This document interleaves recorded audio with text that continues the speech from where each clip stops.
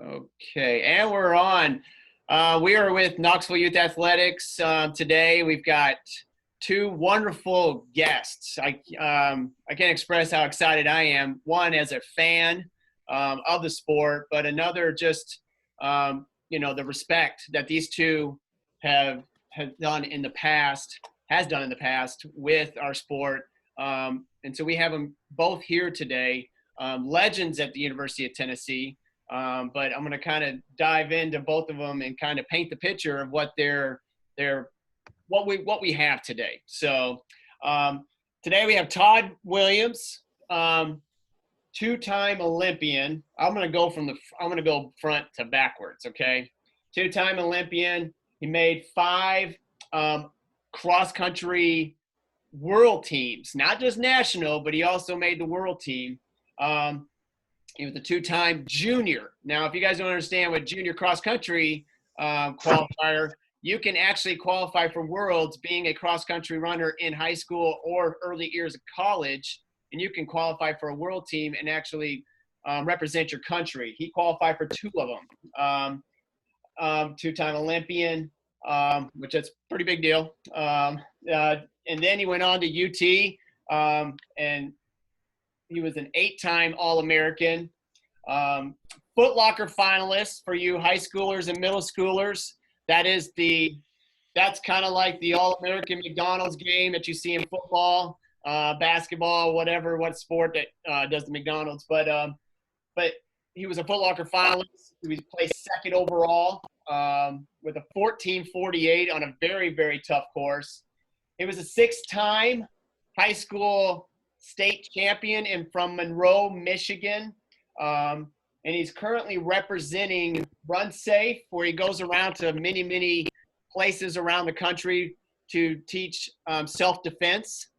We were able to even have him on about 5 or 6 years ago here with a company I work with, and it was great to have him. And so, he goes to different running shops. He goes over defense, and he owns the Monroe Jiu-Jitsu up in Monroe, Michigan. And that is Todd Williams right over there. You can just, there you go with the University of Tennessee hat on. And then alongside with Todd today, we have Zach Long. Now, some of you guys kind of might remember him. He just graduated from the University of Tennessee a year ago. He corrected me on that. I keep thinking it was a little longer, but it's been a year and a half ago. But I'm going to go from high school forward. So with Zach, he was a state champion in cross country, also a Foot Locker finalist, and then he went on to UT. He had a couple of UT All-Americans. And then in the 5K, he actually was fortunate enough to actually break Todd's record in the UT school record in the 5K with a time of 13:39. So we have wonderful guests here. And the reason why we're bringing them on today is they have all been in your shoes at one time or another growing up. You middle schoolers, they were in middle school at one point, having a dream, having something to kind of do at some point down the road in high school or college. You high schoolers that are still trying to figure out, do I like the sport? Am I really into cross country? Both of these guys were in your shoes at one point. And today we want to kind of show you that they have been where you're at. We're going to ask some questions to them. And then they're going to kind of give some answers kind of based on where you're at. And the great thing about this, and this is the one thing I want to kind of touch up on real quick, is that they both have different styles. Okay. I would say Zach was probably more the scientific, everything started to come together, understanding zones, understanding, mileage per week, how to train at certain paces. And he was able to get his success more of the kind of the new generation way, which worked really well for Zach, where his races were a lot of his peaks. And then Todd, on the other hand, was a blue collar, just grind it out every single day, high mileage. And a lot of that type of training fed into his success because it gained confidence. And they're going to have two different probably answers to a lot of our questions today. And we just want to kind of open this up a little bit. So I'm going to start with Todd. First and foremost, Todd, why did you choose cross country, and when did you decide you were committed to the sport? When did you decide I'm all in on this? Right. I played all the other sports growing up. I started age group swimming at age 4 or 5, and I did wrestling at a young age. And I got into the major sports, basketball, football through 10th grade. But it was my track season, and my track coach in 9th grade, we were out on this cinder track in Monroe out here. It's a really horrible track, right? There's like weeds growing out of it. It's just a bad place to run. But I put on these old Puma spikes back in 9th grade, and I ran 4:32 for the mile. And the football coach was the track coach. So he's like, I don't think you should play football anymore. He goes, I think you should try cross country. So going into my 10th grade year, I was introduced to it, and I always talk about influencers in my life, and I've had some great coaches and people that's helped me out so much. And I was blessed to have Coach Dave Borick here in Monroe. And as soon as I walked into his office, man, I was hooked. He convinced me that through your hard work, through dedication, through grinding out day in and day out, that you can succeed and you can get better for yourself. And I think that was my biggest hook to cross country. It didn't matter who was passing me the ball. It didn't matter how much playing time I got. It was how much work I put in, and I got to see results. And I love that. I think my first time trial was like 17:54 for 5K, for a time trial. By the end of that year, I was down to 16:07.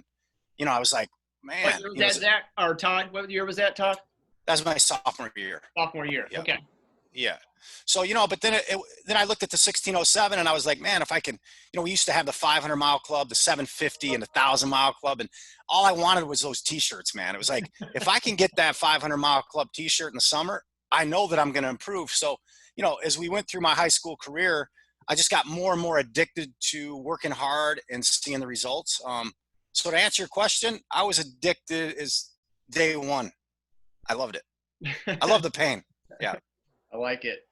Zach, when did you feel like you when I got into cross country. So I got into cross country when I was a freshman in high school. I did a little bit of running in middle school, but not a whole lot. So I was a multiple sport athlete in high school, went to a small town where everybody kind of played every single sport. So I was playing basketball, baseball, and to get into shape, I started running cross country to get in shape for basketball season because the basketball coach thought it was a good idea. And my parents and I both thought it was a good idea. So I've always kind of known I was better at long distance running just from working out, conditioning throughout sports throughout growing up. And cross country kind of just clicked that first year. My first year off not much training, I was able to make all state. And I kind of just liked the part of it where it was all on me. I could only be as good as I wanted to be. And I liked that. And I got addicted to that a little bit, I would say. So after making all state my freshman year, my parents and I were like, well, there's something here. We could probably go to college, go to a good college out of this, get a scholarship. And we reached out, got some more coaching. We reached out to Bobby, actually. And that's when I dropped basketball and I was like, okay, we're going to really go after this and try to pursue going to UT to be a cross country / track and field runner. So you both brought up the good point that you both played other sports at one time. And Zach, you said you played basketball and then you committed to running. We're going to dive into yours in a minute. Todd, did you ever continue to play other sports at all after your sophomore year, or did you just commit totally to running? I played basketball up until my junior year, so I was on junior varsity as a sophomore. I mean, I still think I should have got moved up. I'm still mad about that. But as soon as I stopped, my dad was he was zoned in on my he was a tough pops with me, which I'm glad he was now. But like back then, he's like, you're done with basketball. He goes, because you have a chance to get a scholarship and you have a chance to get out of this small town. And he kept saying, I don't want you to work in the factory with me, even though I thought that was a cool job too. I was like, Yeah. whatever. But he pulled me off the basketball court and said, you're going to do nothing but run so you don't hurt yourself. So once my junior year came around, then it was full steam ahead, year-round running, maybe 1 week off a year starting my junior year. Wow. Do you think it benefit you though, even down the road, having both sports? You've done multiple sports, and then leading into running. Do you think it was effective? Glad you did other sports. Oh, for sure. Oh yeah. I mean, I think just to build, the overall athleticism, I think helps so much. But, with the swimming, I think really helped me because I joke, but like if you look at my elementary school pictures, like kindergarten, first, second through all those pictures, my hair was bleached out from chlorine. I was doing 2-a-day swims starting in second grade. So like my mom would wake me up at 4. We had to go to the YMCA. I swam for the Monroe Dolphins, and I would swim before elementary school. We'd stop by Yum Yum Donuts. I'd pick up 2 donuts and a chocolate milk, and then I'd go to school all day, and then I'd go right back to the pool. And I was doing 2-a-days in second, third, fourth, fifth, sixth grade. Wow. And so I think that definitely helped. And the point that we're trying to make here today about this is like it's okay to have multiple options out there. The one thing I know, there's a lot of coaches that are like, you got to do one sport only, and you can make it work. You can get out there and do other stuff and still work with your coach and be able to still run and do cross country or track or something. And I'll be honest, there's times when you're a coach and you may have that one star that you're going to have your entire 8 or 9, 10, 15 years of coaching. And they decide they want to continue to still play one sport very heavily. And I'm going to lean into Zach because his senior year, now you played multiple sports, but back up, you said you played basketball, you quit, you committed to cross country, but then why don't you paint that picture your senior year there? That was still interesting. Playing lots of basketball over here. So it stemmed back to growing up. My dad was a All-American high school baseball player. So growing up, baseball was my first love. Started playing when I was 4 years old. So that was baseball was my life all the way up until I started running, and then running started to take over. But I just couldn't give up baseball because I knew once I got to college and finished high school, I knew that baseball was going to be over for me, which was a tough pill to swallow. But I know Bobby and I went back and forth on it a little bit throughout high school, but I never quite could give it up, which led to some, and I knew with taking on baseball and running track, because track and baseball kind of intervene in each other's seasons, I knew I was going to have to make a sacrifice in order to be successful at both. So that's when I started meeting Bobby at 5 a.m. in the morning in Knoxville and going to his practices to run. Then I would go out through my school day, and then I practiced baseball in the afternoon. So running was kind of for the morning, baseball was for the evening, and that was kind of my little divide. So I think, especially in today's day and age, that you see a lot of kids get burnt out on running because, I mean, in every sport, really, it's not just running, but in every sport, people are getting burnt out because every sport is a year-long commitment. You're doing it in the fall, winter, spring, and summer now, like year-round, and that's how every sport is. So I think when I was able to do both of those sports throughout high school, I think it allowed me to really, once I moved on to college and running was my number one priority, that was the only priority I had. I think I was really able to take it and go and run with it. That's good. And then you guys did perfect on, answered it really well, because allows the other younger athletes here to understand, if you have that thought process of doing other stuff, get in there, give it a chance. You're going to look back, and I guarantee both of these guys here don't have any regrets whatsoever now, knowing that Todd's played football and swam and did everything, but then he committed, and then now that Zach's he played baseball, played basketball. So there's a lot of different sports out there, and they both came into running. You know, we like to have good athletes in our sport. So give yourself an opportunity from time to time if your mind's thinking towards something else. But at the same time, if you got that special gift there, definitely, you know, continue on with our sport running. You know, I got to be a little salesman here. You know, I like my sport, but I do like others. Okay, we're going to kind of dive into some training because you guys, the success story early on is just remarkable. And so right now, you know, coaches out there, a lot of these youth kids are going to be transitioning to their normal everyday coach come August 10th or August 14th. I'm sorry.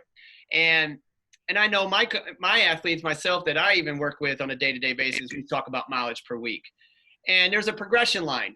You know, freshmen will do a certain amount of mileage, sophomore, junior, senior. And the one thing about mileage is, you know, very critical to understand is like you might be doing 20 miles, 30 miles a week, but you can still be a very successful freshman runner doing 20 to 30 miles a week. So give me your all's progression throughout high school on mileage per week, if you don't mind. I'll start with you, Todd. Okay. You know, when I came off the football field and, you know, I first met with Coach Bork, it was all about, here's your training log. And that's when I was introduced to a training log, which is extremely important, I think, for the younger athlete to have. I call it a work log, so they can be accountable for what they put into that log, so they understand that either I did a lot of work or I didn't do anything at all, right? Yeah. So Coach Bork first handed me that running log, and then he asked me what my goals were. And, you know, my sophomore year, I wanted to be an all-stater, you know, and I know that was a super high, lofty goal because I'd never run cross-country before. But he said, you know, Todd, if you're going to do that, I want you to make the 500-mile club over the summer. And he really stressed how important the off-season was that was the most important season for Coach Bork. So my first year of running during the summer was 42 miles a week because that got me to the 500-mile club. Once the season started in Michigan at that time, we had dual meets Tuesday, Thursday, invitational Saturday. Wow. So there wasn't much time to get mileage in. So that's the reason it was so important to get that base foundation mileage for my sophomore year. And then we'd get into the season. I probably dropped it back down into like 25 to 35 during the season during cross country. And then as you progress, you know, Coach Bork is really good about looking at each athlete individually. So as a junior, I wanted to be state champ. He said, Todd, if you want to do that, you need to make the 750-mile club. So that was 64 miles a week during the summer. Wow. That means during the season, that was closer to like 40 to 50. As a senior, I told him, Coach, I want to be national champ. I want to be the #1 runner in the United States. And he said, well, if you want to do that, you're going to have to run 1,000 miles over the summer, which was 84 miles a week.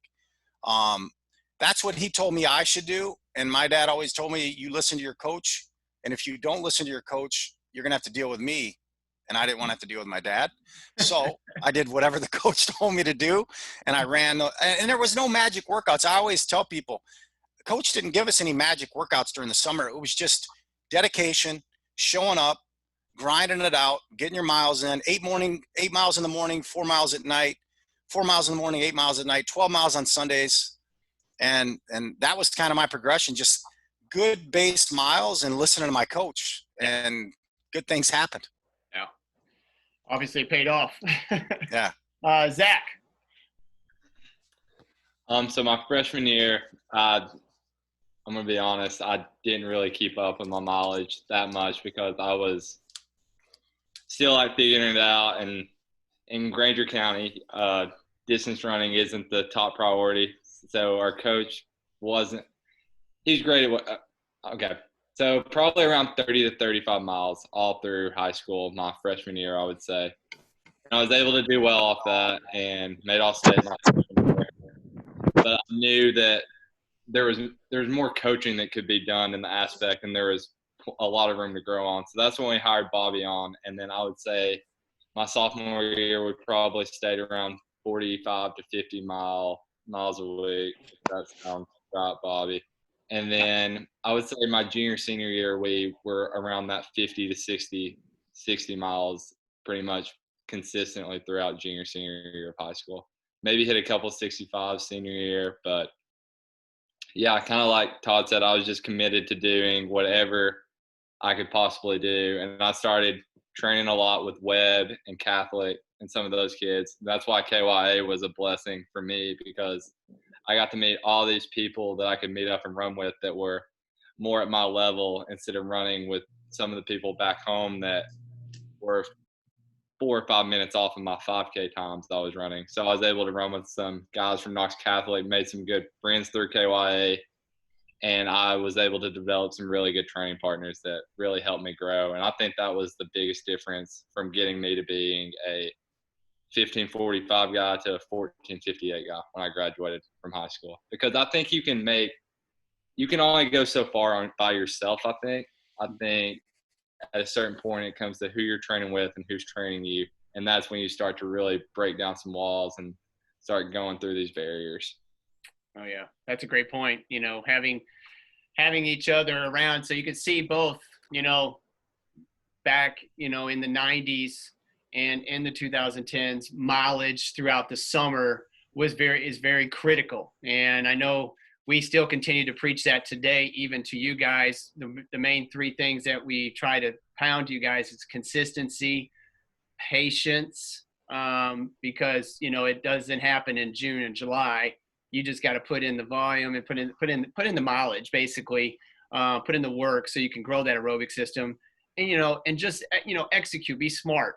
One of the things that's always a tough part about, middle school, high school, you start the transition and parents start to asking you, hey, I think it's time for you to do something outside of the 2 hours of practice you're doing in the morning. So how did you guys manage doing high mileage throughout the summer, but yet did you guys have jobs? Todd, I'll start with you.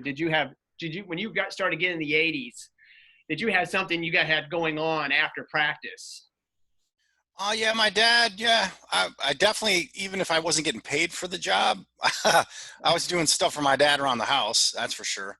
And then I was a janitor at a car dealership, which they told me I was going to be a car porter, but I didn't port any cars.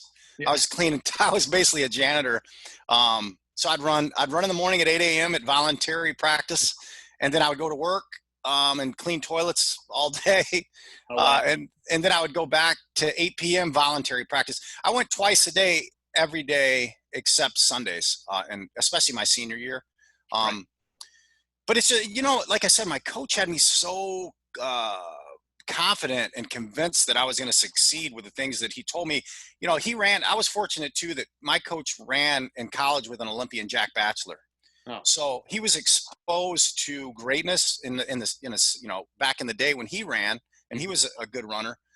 So he just kept telling me, man, if you keep doing this, you're going to get better, and you're going to get better, and you're going to get better. And then my dad said, well, you just keep working, and you live under my roof, so you're going to get a job too. And that's what I did. So you were able to stay disciplined. I know kids today sometimes will say, hey, I went and ran this morning. They want to use an excuse of like, I got to sleep the next 4 or 5 hours because I got up at 7:30 in the morning to go for a run. Look, it can be done. You can actually get up, go do your run, and then whatever job that you have going on throughout the day or schoolwork. I know some have summer school. Right. You can still execute what you're trying to accomplish if you're disciplined and staying patient with it. Zach, I know I'll let you kind of paint that picture. I know you had a job. A matter of fact, I had to scratch my head a couple of times because I think Dollywood, you were working. Yeah, I worked at Splash Country for my junior, senior summer of high school. So I was working probably 30 to 40 hours a week, which I know Bobby wasn't a huge fan of that. But just a lot of early morning. Sitting out in the sun, I was a little worried about. I was like, he's so dehydrated when he has to do that run the next day. Did you give him free tickets? I got free tickets. Yeah, he did actually. I did both years actually. I got free tickets. That's good. But just always 6 a.m. runs were kind of my bread and butter throughout that, and I was only working 3 or 4 days a week, so I just had to kind of commit to saying, okay, 3 or 4 days is going to be a little bit rougher than the others. I'm just going to have to get up, grind it out. And I've always been I've always been a sticky note guy, so I put something on myself or to motivate myself what I want to do, goals on my mirror every morning. So if I got up and I didn't want to run, which some of those mornings I didn't after working a 10-hour shift, I would just see that sticky note and I'd know, okay, if I want to beat these guys, I need to go out and get my mileage in. So that's what I did during the summer. But I also ran with KYA for my sophomore, junior, senior year on days that I wasn't working. So I was able to stay pretty disciplined, maybe the occasional day off, but more or less, I would always just get up early and just grind it out and then just go straight to bed whenever I got home from working. That's all. That's what we want to try to paint that picture. Just you can still work, you can still do schoolwork, you can still do everything. It's just as long as you're disciplined, and time management is very critical. I mean, you gotta learn to start growing up at some point and understand time management is just really, really critical. Kind of want to dive into our next. I know we only have about 15 minutes left here, so I want to kind of dive into their next little topic here, or question here that I think is very important. Pressure seems to be it seems the older that we're getting, the new wave of generation, pressure becomes more on a pedestal more often. And a lot of times it helps dictate some of our outcomes of our races. And both of these gentlemen here were at one point very successful racers, but I guarantee they were in your shoes anytime they got on the race line, on the starting line, the nerves, the self-talk, all of that type of stuff you all are going to start going through, and it'll sometimes want to make you want to change your outlook of your race, make you, well, maybe I should just do this, maybe I should just do that. And so what I want to talk about now is, how did you handle race day pressure, race day or workouts, or high intense workout? You may get a schedule and be like, oh my, I have 4 by a mile and coach wants me to do this pace. And sometimes your workouts can be just as tough as your races. So Todd, how did you handle, dealing with race day or workout pressure, expectations? How did you handle that? There were some tough days. I mean, I put the pressure on myself. I got to the point where if I didn't win a gold medal at the Olympics, I thought I was going to be a failure. So there was a lot of pressure that I put on myself. But I go back to my coach, Coach Dave Bork, man. He was so important to me, and he would always say, before every race, before every big workout, get your training log out. Look how much work you put into that log, and realize that there's not that many other people that have trained as hard as you. So don't have butterflies because you think you're going to fail. Have butterflies because of how well you're going to do. And I my running log would always be by my bed at the hotel or wherever I was at, getting ready for that race the next morning or that next afternoon. And I would just start going through, like, man, I did, I averaged 100 miles a week for this period of time. I did all the way through, and man, I didn't do all this work not to run well. And that kind of got me through. But some days were tough. The Olympics that's a pressure packed situation. But again, I just pulled that log out and said, man, there's no way anybody helped me. That's awesome. So basically, you reflected a lot to kind of help ease the nerves. You would reflect and go back to see what you've done, and it kind of would calm you down and be like, okay, the work's there. The work's done. I like that. Zach. Yeah, and another thing I was going to say, the day of a big workout, like, try to get the same sleep, try to eat the same food, try to mentally prepare myself. And the same thing for races. Like, I'd get up, if I knew it was an 8 o'clock race in the morning, I'd get used to, in my mind, knowing, what I was going to go through, and almost do that dress rehearsal. Right. So I'd been there before. That was another thing that I did a lot of, visualization. Oh, and that's a good point. Kind of break down each mile, break down your warm up and cool down, break down, little by little, stay in the moment is probably really critical. Right. Zach, how did you handle the pressure?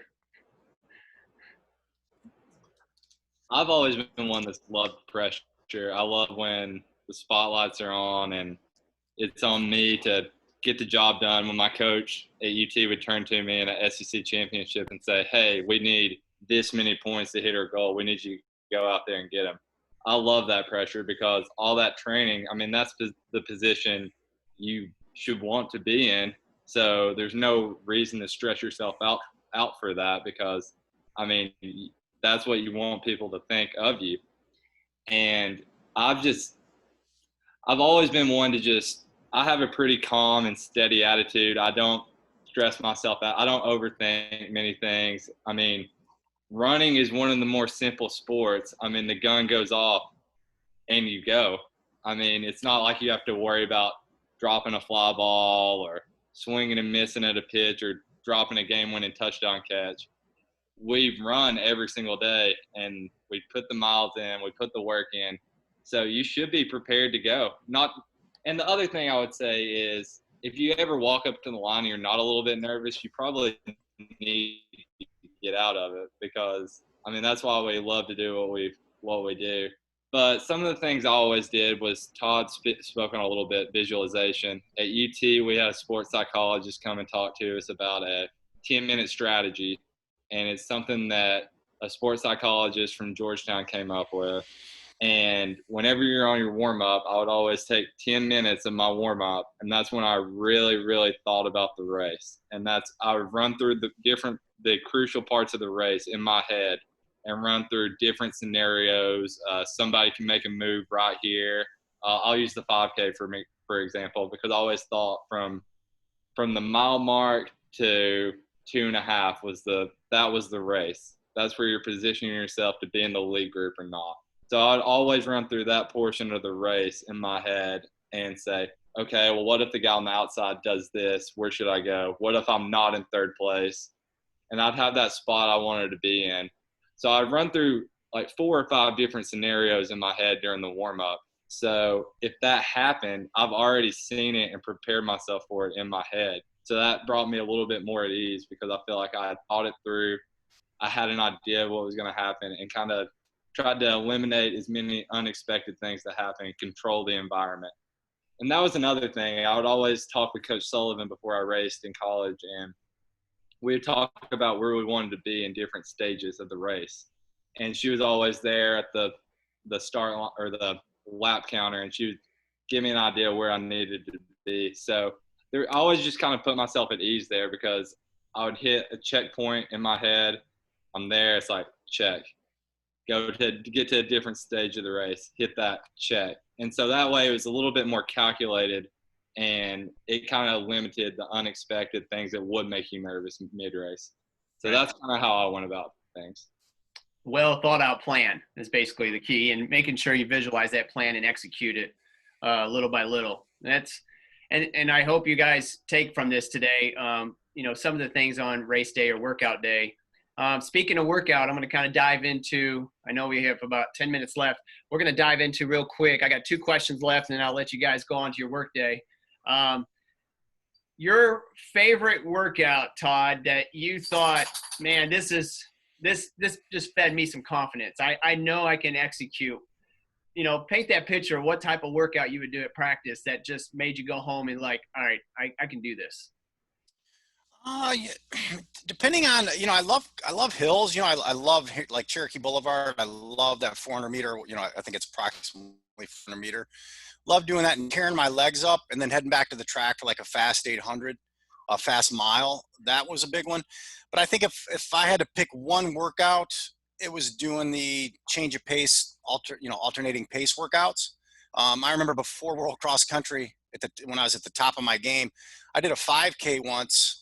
And you're not going to like this, Zach, but I did a 5K once doing in and out. So I was supposed to go first mile 70-65, second mile 40-30, third mile 70-65, and then finish out the last, 200. But I ran way faster on the slow pace, and I ended up running 13:37 for 5K in practice before the World Cross Country Championships. And then I knew, like, wow, I thought I could be at that point, I thought I could be world champion. That's how much confidence it gave me.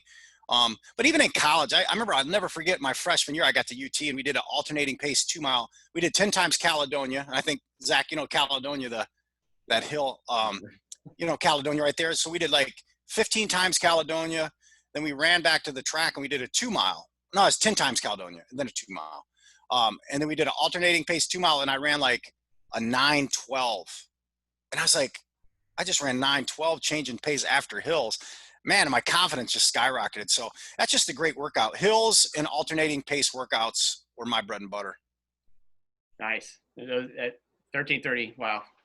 That's pretty impressive in practice too. After doing, that's, Zach, what were some of your, one of your major workouts that just like, all right, I'm ready?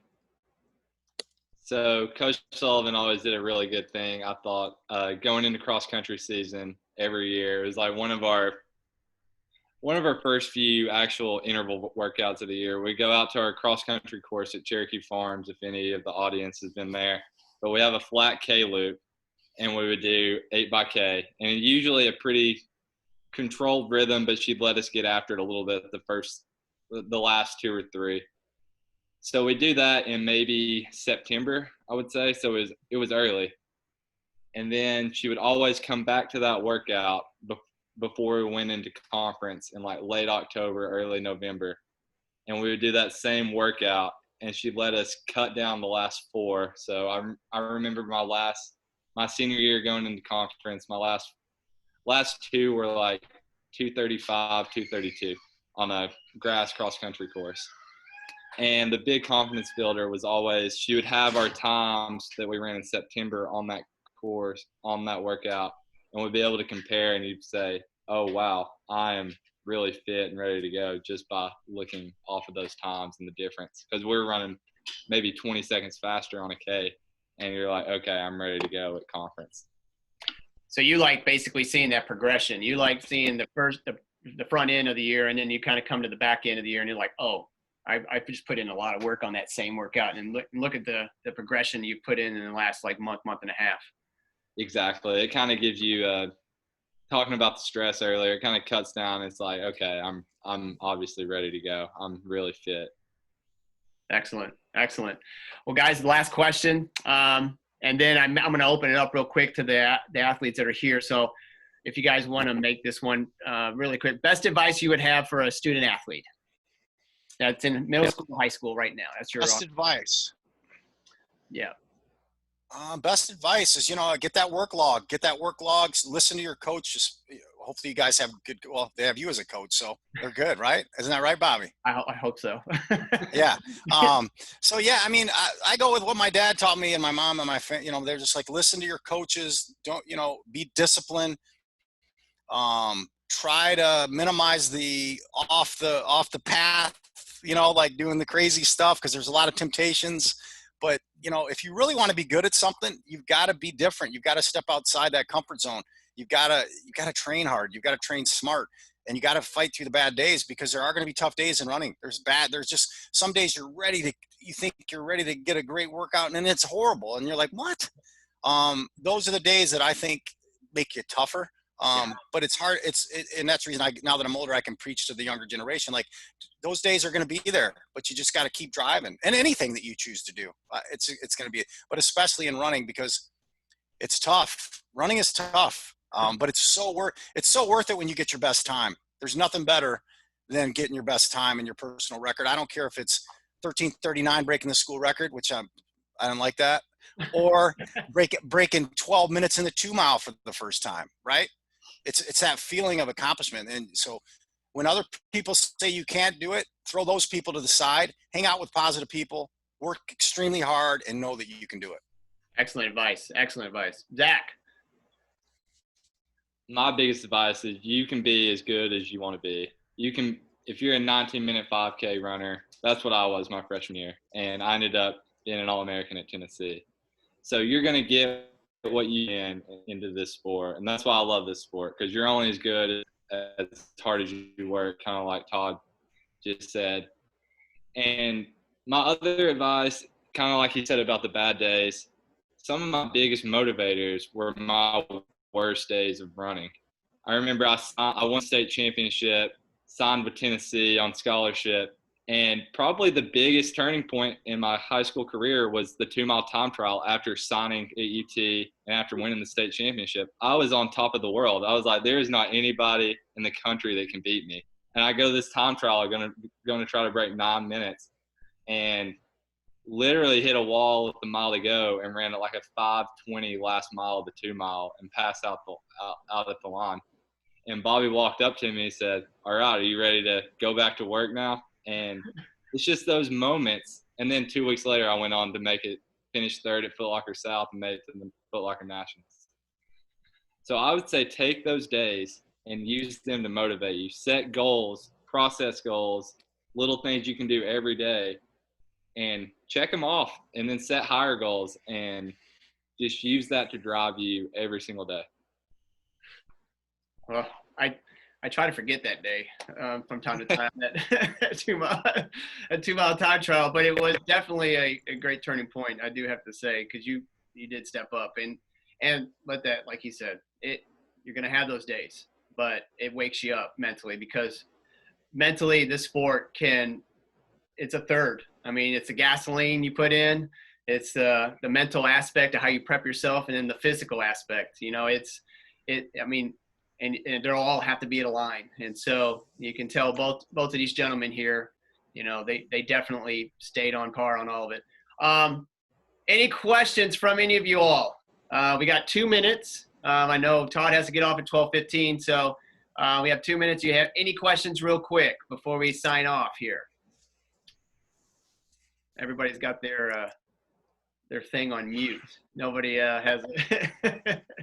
We have almost 15, 16 signed in, it looks like. All right, if no questions, we got to let them go. Anybody have questions? Anything?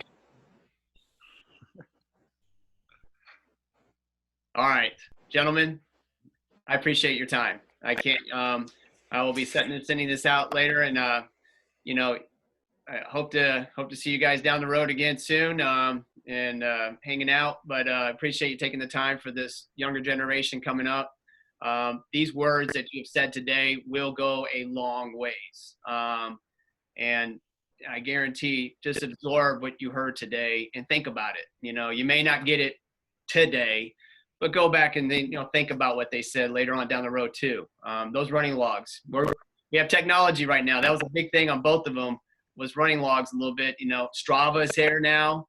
Final Surge. You got so many different ways to actually put down, because we all have smartphones now. So write down those stuff, and so that way you can go back and process. That was one big thing I liked about both of y'all today, putting that visual in. So, gentlemen, thank you. Thank you very much, Awesome. Zach and Todd. And everyone, have a wonderful day, and we'll be talking to y'all soon.